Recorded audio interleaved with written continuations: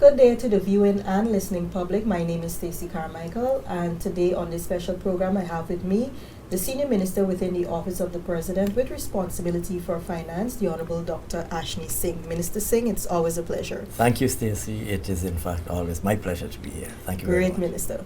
And so today we'll be examining some key issues as it relates to the economy and certain growth projections and also certain comments made by the opposition.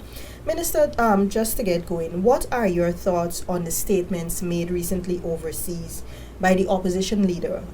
He claims that Guyanese who do not support the PPPC government are faced with discrimination. So, once again, of course, thank you very much, Stacey, for inviting me to be on this program with you. You raise the question of the comments made by the opposition leader in relation to discrimination.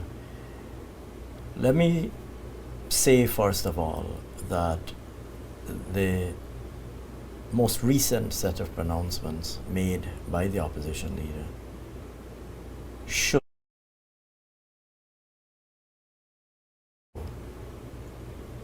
to anybody. The APNU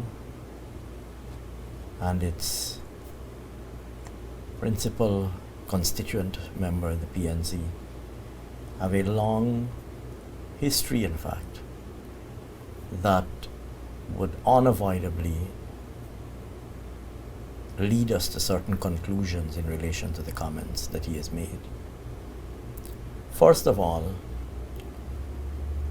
the APNU, AFC, current opposition, is a party that has demonstrated their intellectual bankruptcy, their incompetence and inability to formulate policies in the interest of the country, in the interest of Guyana and the Guyanese people,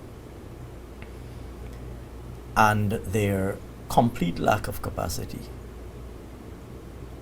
either to present any coherent policy or indeed any sensible response to this government's comprehensive policy agenda. What you hear, in fact, if we were to go back to the period during 2015 to 2020 when they had an opportunity to serve in government, what you witnessed during that 5-year period when, like I said, they had an opportunity to be in government and to serve the people of Guyana and to improve the lives of the Guyanese people, you had 5 years of abject failure on the part of the APNU AFC to improve the lives of the people of Guyana, to improve the economic circumstances of our country. And I can give multiple examples in this regard. First of all, during the 5-year period, they articulated no vision or policy in relation to promoting growth in the economy, and in particular to promoting diversification of the economy.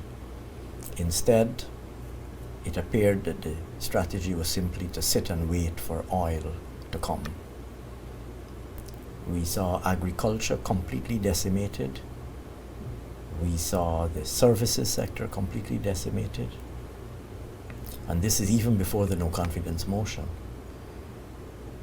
We saw, and then subsequently with the passage of the no confidence motion, we saw a political behavior and a policy posture that led to the, essentially, to the economy grinding to a halt, as a result of which during their last year in office, the non-oil economy suffered a very sharp contraction, because of course you were dealing with, the country was coping with this very adverse and hostile policy environment under the APNU, AFC, and then on top of that, of course, you had COVID-19 compounding this even further. Now, since they became the opposition and the People's Progressive Party formed the government.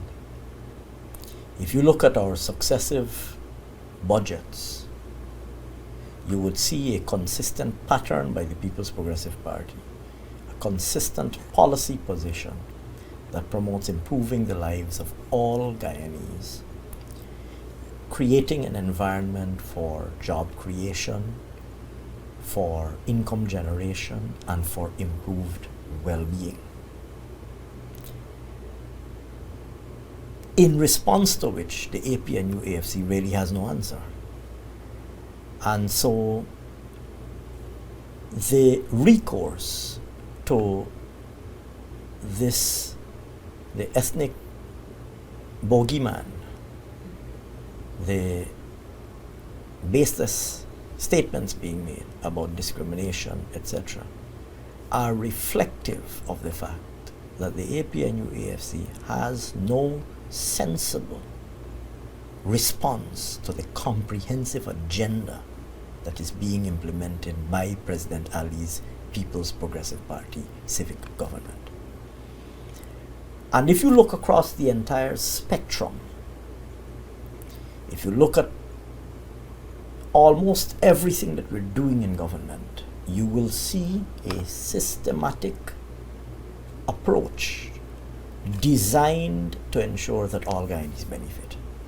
Let's take, for example, our social support programs, things like the cash grant for COVID relief. When we came into government, we recognized that a number of households were in terrible financial distress as a result of the contraction and grinding to a halt by the economy under the APNU AFC. We implemented immediately one of the first measures that we implemented. We came into government, President Ali assumed office on the 2nd of August 2020, under the leadership of the Vice President and the President. An emergency budget was tabled in Parliament within about a month. And one of the showpieces of that emergency budget was, of course, an emergency COVID grant for every single household. Note, every single household. And that program was rolled out across all 10 regions of the country. In every region, in every village, a town, every municipality, every town, every village, every house, every street, every household. Where's the discrimination here?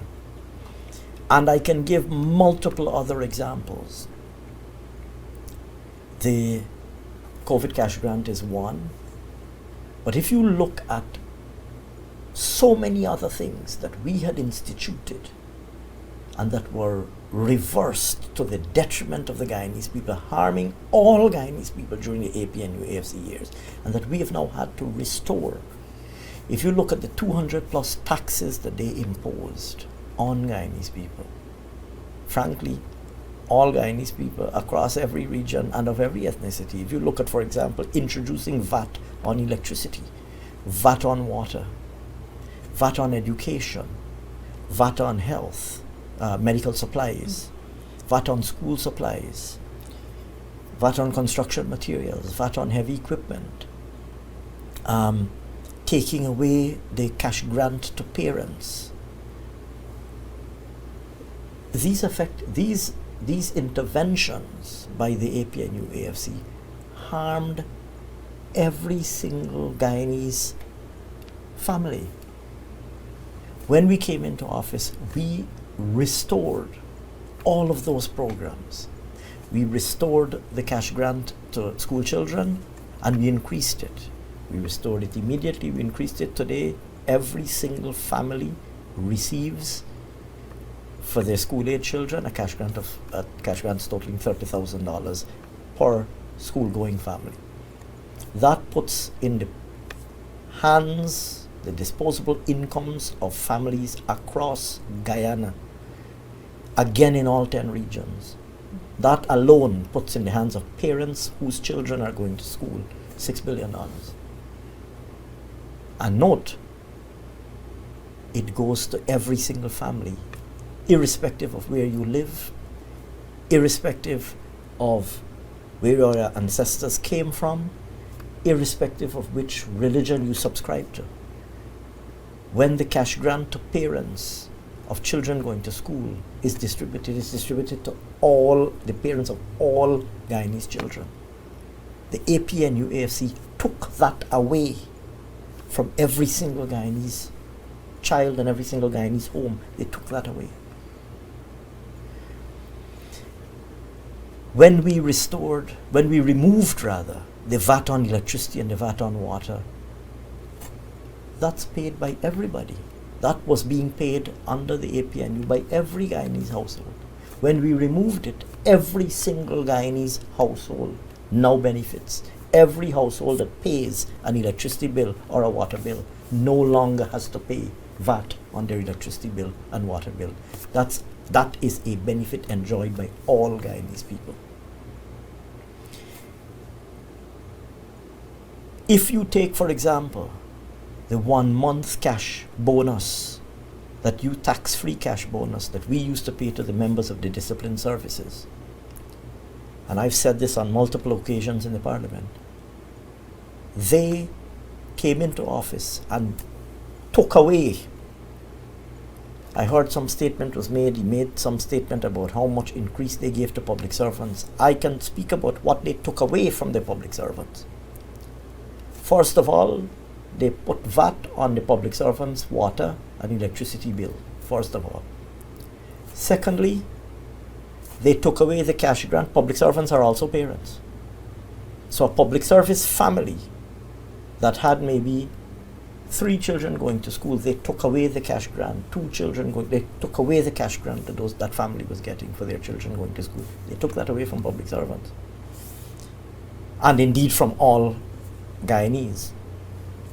The discipline services used to benefit from a 1 month tax-free bonus. They took that away. We have restored it. That alone puts about $1 billion into the pockets of our men and women in uniform. Their families at the end of the year get an additional month of salary paid to them, tax-free, as a bonus. That benefits all the members of the discipline services. We don't ask where you're serving. We don't ask how long you've served for. We don't ask where you were born. We don't ask what is your ethnicity, where your ancestors came from. We don't ask what religion you subscribe to. We don't ask any other question about your orientation in any regard. All members of the discipline services get their 1 month tax-free bonus from this People's Progressive Party civic government. That was taken away by the APNU AFC. And there are several such examples. If you take the housing program, for the 5 years that they were in office, they virtually ground the housing program to a halt. Nobody was getting any house lots. Nothing was being processed. I think they were experimenting with some duplex homes or something. I don't know how many of those were built, if a few dozen or something were built. But thousands of Guyanese people were waiting to get their house lots under the APNU AFC. Couldn't get a house lot. I don't know what they were experimenting with, but the housing program ground to a halt. Our president said, we said as a party in our manifesto, we will resume the distribution of house lots. We will distribute 50,000 house lots in 5 years. We came into office, we immediately revamped and strengthened the housing ministry, and we started an aggressive program to start back distributing house lots. I believe since we've been in office, we've probably distributed about 10,000 house lots. That benefit has gone to, here again, when you apply for a house lot, you have people of every background, I would say almost every region. Of course, the house lot program is heavily coastal based, but even in the hinterland, we have a housing program. The president just launched a very significant housing initiative in Region 9, for example.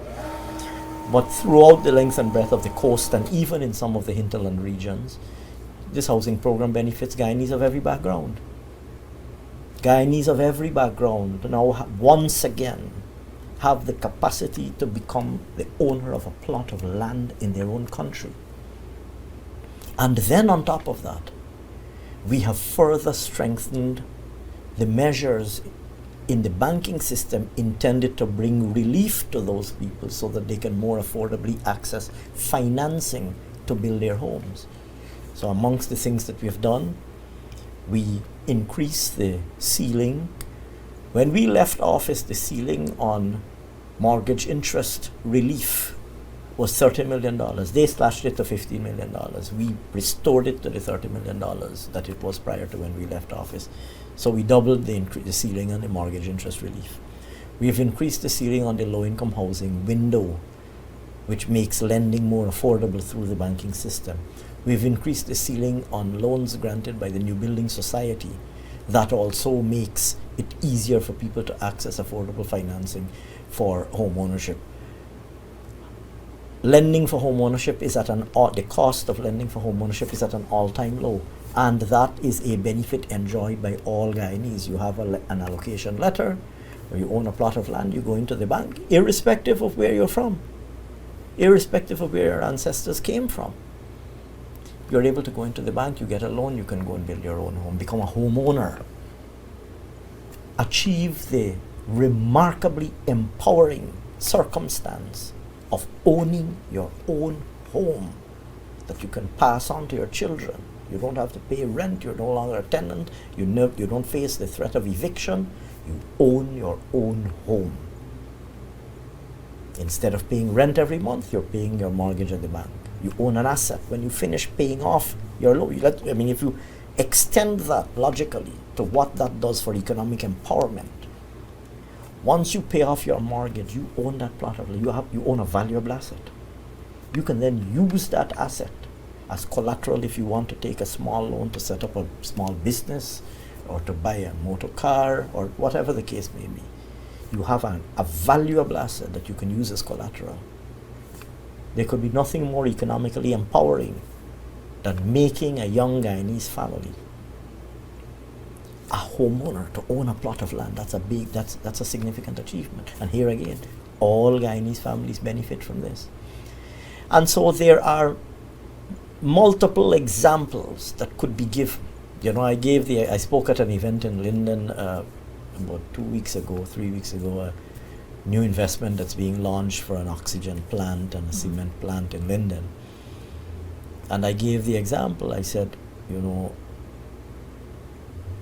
as soon as we came back into office, on my first visit to Linden, I went to the location of the call center that used to operate there. I was shocked and horrified. The building had been abandoned. There was no activity. When we left office, there was a thriving call center operating in Linden, employing dozens of Lindeners, almost more than 100 Lindeners. The investor was essentially not given any support. The operation was closed down and abandoned. That's 100 and something Linden families who had previously been earning an income that could no longer earn an income. I conveyed this to President Ali and the cabinet. The president said, as he would always do, he said, let us fix it immediately. We went in, we repaired the building, completed the repair of the building. We got a Guyanese entrepreneur who owns call centers elsewhere, entered into partnership with him to restart the operation and start back hiring Lindeners to work in Linden. So that alone, that's creating potentially another 150 jobs or so for Lindeners. The investment that I launched, that I just referred to, the gas, the oxygen plant and the cement plant, that itself will create another 40 to 50 jobs in Linden. Again, Lindeners. And so, I made the point, can the AP and UAFC point to a single example of a significant investment that they facilitated in Linden? Let's not search the whole country.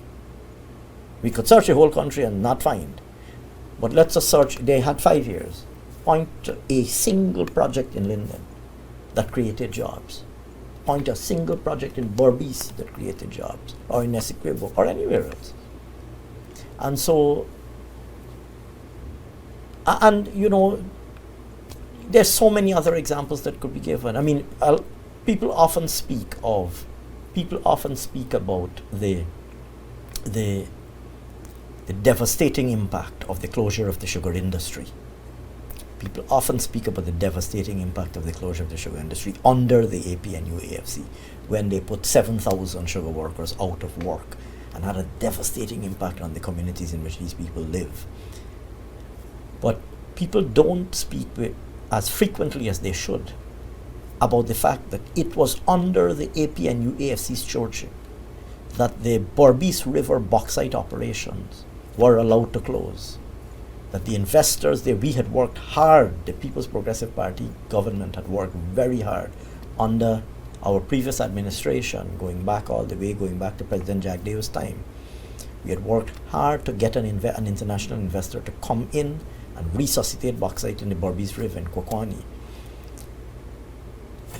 During the course of the APNUFC period, no support was provided to the industry. They allowed the industry to be harassed, obstructed, and ultimately the investors were chased out, essentially. Bringing the bauxite mining operations in Berbice River to a close and putting hundreds of bauxite workers out of work happened under the APNU AFC, after it took such a great effort to get investors to come and resuscitate the bauxite operations there. They will claim they love bauxite workers. They did nothing. They did nothing whatsoever to ensure that an investor was kept in Kwakwani producing bauxite. Not absolutely nothing. And so, I could give many, many, many more examples, but what I would say to you is that what you're seeing, this resort to, these statements being made, this resort by the APNUAFC, and in particular by the opposition leader, to this the arguments of discrimination, reflects the fact. What it says more than anything else is that the policies that we're implementing, he has no answer for. Not only are they unable to articulate a credible criticism of those policies, but they're unable to articulate an alternative policy position too. They're unable to articulate an alternative policy position of any sort on any issue. If you think about it and you listen to their constant commentary, you don't hear anything about an alternative option, an alternative policy for absolutely nothing. Absolutely nothing. And so the accusations of discrimination are reflective of an intellectually bankrupt APNU-AFC that has nothing to offer the people of Guyana except than to incite discontent and hostility. But I will say this, that Guyanese people are wiser. Guyanese people are wiser. And they're wiser than ever before. People, all of us live and learn by the accumulation of our experience over time. You don't think Guyanese people of every ethnic background, you don't think they're asking themselves, what did the APNU-AFC do from 2015 to 2020? Every single Guyanese person of every ethnic background is asking that question. Even if you talk about things like scholarships and access to education, the Gold Scholarship Program. Here again, over 6,000 persons getting a scholarship to study online, acquiring additional skills. Those lists have been published publicly. You can scrutinize them, and of course names are not always an indicator of, you can't really predict necessarily ancestral background or ethnic background based on names. But if you look at the names, you'll see it. And again, it's a small society. Many of those people, if you come from that particular region, you probably know half of the people anyhow. If you scrutinize the lists, I believe we've been publishing the lists of people who've benefited from Gold Scholarship. Mm-hmm. Scrutinize the list, and you'll see diversity at work. Guyanese of every background, from every region, benefiting from the Gold Scholarship Program. The APNUFC can't do that. They can't point up to, you don't know who was benefiting from anything during their period. Right? So Guyanese people are a lot wiser, as you would expect. People over the course of time, people saw they had the People's Progressive Party in government until 2015. The APNU-AFC was given an opportunity from 2015 to 2020. The people, having had the benefit of that experience to observe the APNU-AFC as an alternative government, spoke resoundingly with their votes in 2020, having looked at the two alternatives before them, having asked them the question, having asked themselves the question, when the People's Progressive Party was in government, how was my life changing when the People's Progressive Party was in government, and when under the APNU AFC, how was my life changing and my circumstances? And they put those two things side by side and spoke in 2020 resoundingly about who they thought was the better alternative for governing Guyana. And so what you're witnessing here is reflective of the intellectual bankruptcy and also reflective of the abject ineptitude and incompetence of the APNU. They have nothing sensible to say. They have nothing sensible to say, and they have nothing credible or sensible to offer the people of Guyana. So you're witnessing a recourse to in the use of the ethnic card or the ethnic bogeyman to incite hostility and to create tensions and incite hostility amongst our Guyanese brothers and sisters. Thank you very much, Minister. Now, Minister, you've said a lot about those claims of discrimination. Let me just shift a little bit from that. The Guyana Chronicle carried a headline highlighting that $64 billion was placed in the pockets of Guyanese through various social measures aimed at alleviating the rising cost of living, which of course is being experienced around the world. What were the key measures that accounted for this sizable cash transfer? Sure. So I mentioned some of them already. Yes, Yeah? I mentioned the removal of the taxes.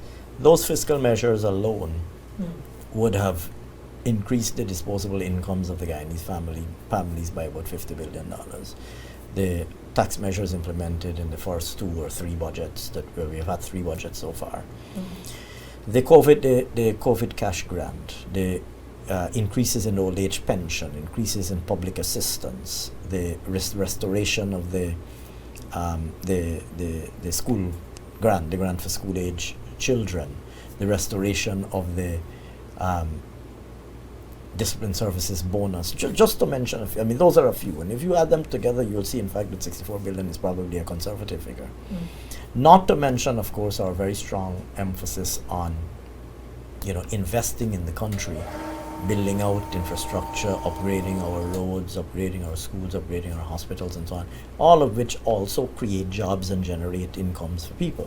Every additional road that you build, every additional school that you build, creates jobs as well and improves people's circumstances. So all of those measures, like I said, the ones that I mentioned earlier, would all have contributed, in fact, and I suspect that you might find that $64 billion is actually a conservative figure, considering the tax measures and the social protection measures that we provided. Great. And just a little spin-off from that same question and your response. What would you say are the common threads in the social measures you just highlighted that points to the issue of fairness, with all Guyanese, of course, benefiting equitably? Well, these measures have one strong distinguishing characteristic, and that is their universal application. When we removed the taxes on construction materials, it doesn't matter who you are. When you go into the store to buy construction materials, you are benefiting from the removal of the taxes from construction materials. When we remove the taxes on educational supplies or medical supplies, it's universally applicable. Anybody who walks into the store and buys these items would benefit. When we remove the VAT on electricity and water, once you're an electricity or water consumer and a bill comes to your home, your bill no longer has the VAT. Universal applicability. If you're giving out a cash grant to parents of children at school, universally, everybody will benefit from it. So by ensuring universal applicability, you have an inherent safeguard to ensure fairness. And that's very important. Some may argue that maybe we should try to target more vulnerable communities, and those things introduce a lot of judgment, and oftentimes become far more complicated and difficult to implement with, and we have said we're going to keep The eligibility criteria are very simple, to ensure that fairness is served. And so that is why the overwhelming majority of our social transfer programs are in fact universal programs. Okay, great. Now, just stepping back a little bit, Minister, to the opposition's rhetoric of racism and discrimination, which seem to have been fashioned into a sustained campaign which is part of a broader political strategy. As a closing point, what are your thoughts on the objective of this sustained narrative? Well, one, I would say that they are deploying this narrative for want of an alternative on their side, because they don't have anything else to contribute to the Guyanese people. Mm-hmm. Like I said, having sat in office for 5 years, 2.5 of which were illegal, having failed abjectly to do anything to benefit the Guyanese people in any meaningful way, having instead implemented a raft of policies that in fact hurt the Guyanese people in a very significant and direct way, and I gave examples of those earlier. Mm-hmm. They have nothing to the APNUFC has nothing to offer the Guyanese people. And so, in the absence of any credible alternative, in the absence of being able to articulate a credible alternative, they are resorting to the only card in their pack, the only instrument in their toolkit, trying to invoke some kind of tension. But let me say this, that this government, and in particular this government led by this president, have set about on a course designed to ensure that all Guyanese people are part of the transformation that is taking place in our country today. It's not an accident that our president has adopted the One Guyana concept or the One Guyana philosophy as the bedrock of his presidency. That is not, it's by accident, it's not a casual statement. It is a deeply rooted and deep-seated philosophical approach to governance, ensuring that all Guyanese, irrespective, like I said, irrespective of where you live, irrespective of where your ancestors came from, irrespective of what religious teachings you subscribe to, irrespective of all of those criteria and more, that you are a part of this transformation that is taking place in Guyana, that you contribute to it, you participate in it, and you benefit from it. And so the One Guyana concept of the People's Progressive Party, which incidentally they have no answer to this. And you're seeing it being rolled out every day, like I said, whether it is in the housing program or the scholarships program or the cash transfers to parents. You're seeing it being rolled out every day, ensuring that the training programs to ensure that people get the skills that are needed to participate in the new economy. You're seeing it every day. You're seeing it every day. And so I have no doubt that their intention, given that they have no other argument that they can offer, they have no other contribution to make. I shouldn't even say no, because this is not a contribution. They have no other basis on which to present themselves to the Guyanese people.